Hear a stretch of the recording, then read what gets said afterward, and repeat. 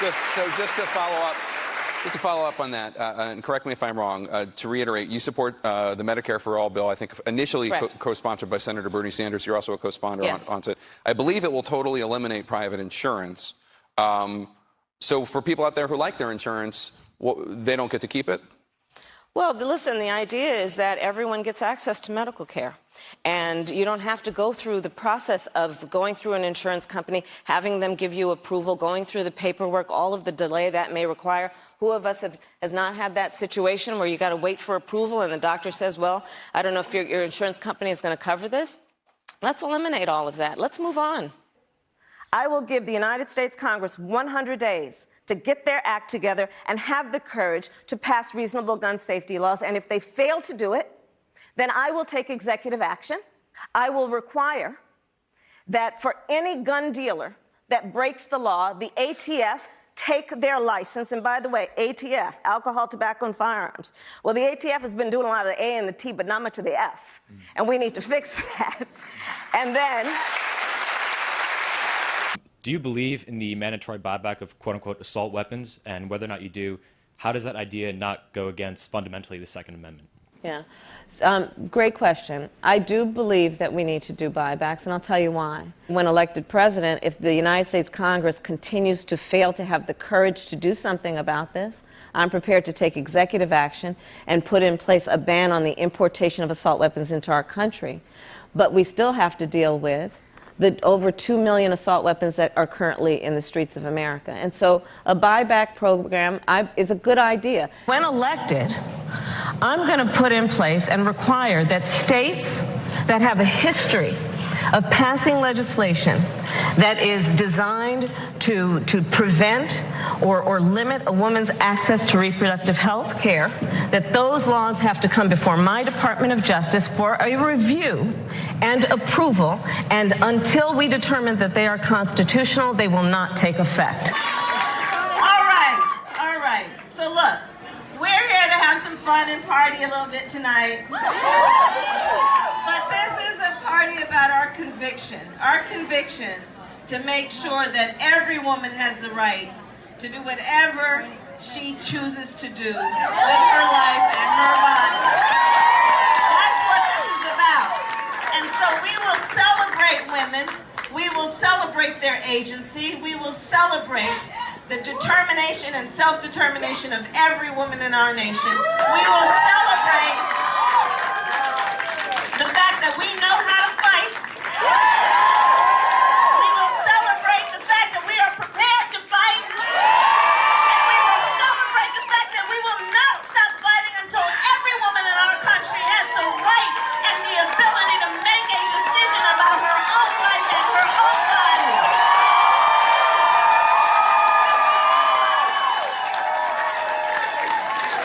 So that's what we will celebrate tonight. We are on the side of right. You know, I find it interesting. So those folks down in Alabama who are doing this, you know, these are the same folks who by the time that baby is born, they could care less. I'm not going to hold up the party any longer. But this is what I ask. This is what I ask. All the fighters, all the soldiers, all of the leaders who are here, let us remain vigilant. Let us do everything we can to support organizations like Planned Parenthood because they need our support. The advocacy that they provide. Let's volunteer. Those who can travel, let's travel. Let's do everything we can because there are folks on the ground who are doing this work of holding the hands of these women, holding them up, and we have got to continue in this fight. Party on!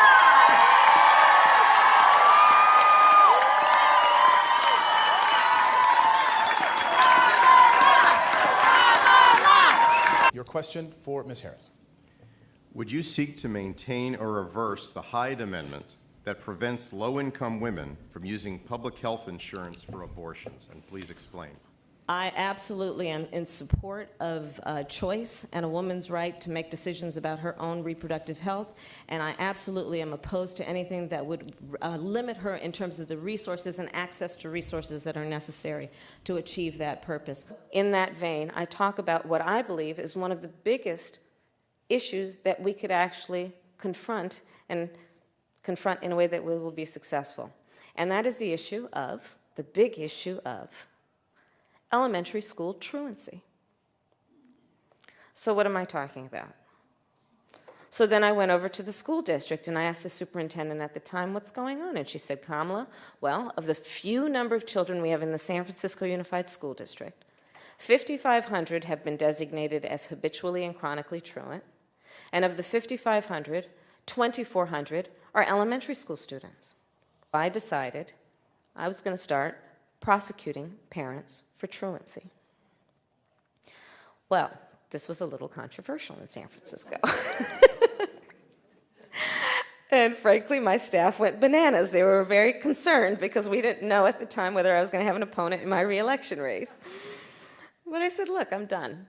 This is a serious issue, and I've got a little political capital, and I'm going to spend some of it. And this is what we did. That we changed the tax code as follows. And this will benefit the members of almost everybody who's represented here. I'll tell you how we're going to pay for it. On day one, we're going to repeal that tax bill that benefited the top 1% and the biggest corporations in our country. That's how we're going to pay for it. I am supporting the Green New Deal.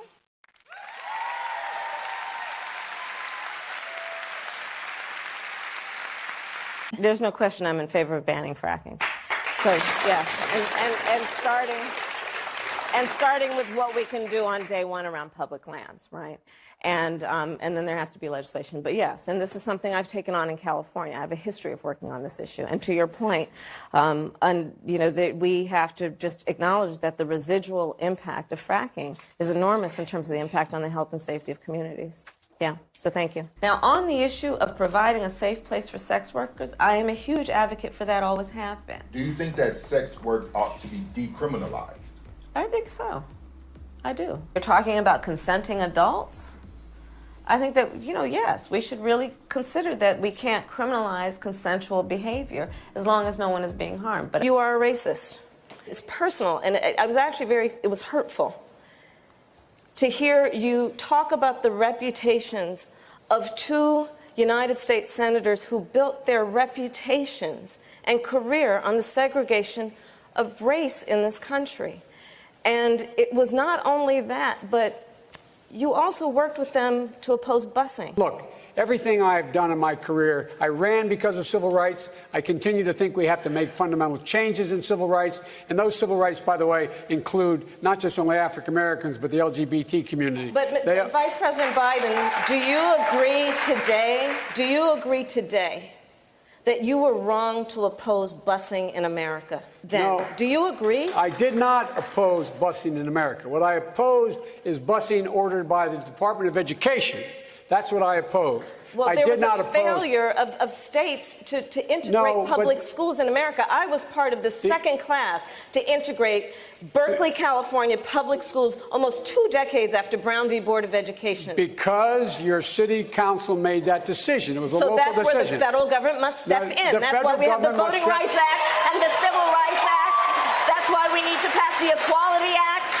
That's why we need to pass the ERA, because there are moments in history where states fail to... I want to bring in Congresswoman Gabbard. Congresswoman Gabbard, you took issue with Senator Harris confronting Vice President Biden at the last debate. You called it a, quote, false accusation that Joe Biden is a racist. What's your response? I want to bring the conversation back to the broken criminal justice system that is disproportionately negatively impacting black and brown people all across this country today. Now, Senator Harris says she's proud of her record as a prosecutor and that she'll be a prosecutor president, but I'm deeply concerned about this record. There are too many examples to cite, but she put over 1,500 people in jail for marijuana violations and then laughed about it when she was asked if she ever smoked marijuana. She blocked evidence.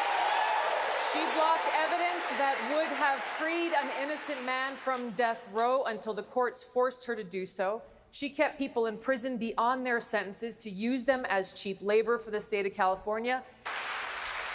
As the elected Attorney General of California, I did the work of significantly reforming the criminal justice system of a state of 40 million people, which became a national model for the work that needs to be done. And I am proud of that work.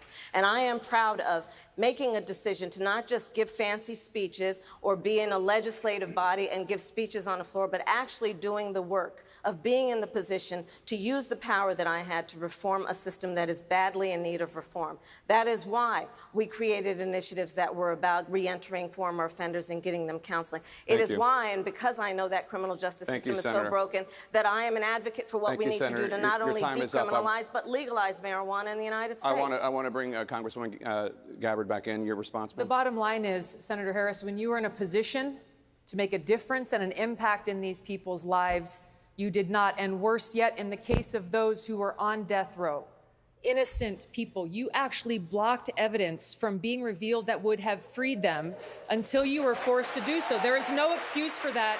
And the people who suffered under your reign as prosecutor, you owe them an apology. Senator Harris. My entire career, I have been personally opposed to the death penalty, and that has never changed. And I dare anybody who is in a position to make that decision, to face the people I have faced, to say, I will not seek the death penalty. That is my background. That is my work. I am proud of it. I think you can judge people by when they are under fire, and it's not about some fancy opinion on a stage, but when they're in the position to actually make a decision, what do they do? When I was in the position of having to decide whether or not to seek a death penalty on cases I prosecuted, I made a very difficult decision that was not popular to not seek the death penalty. History shows that, and I am proud of those decisions. Senator Harris,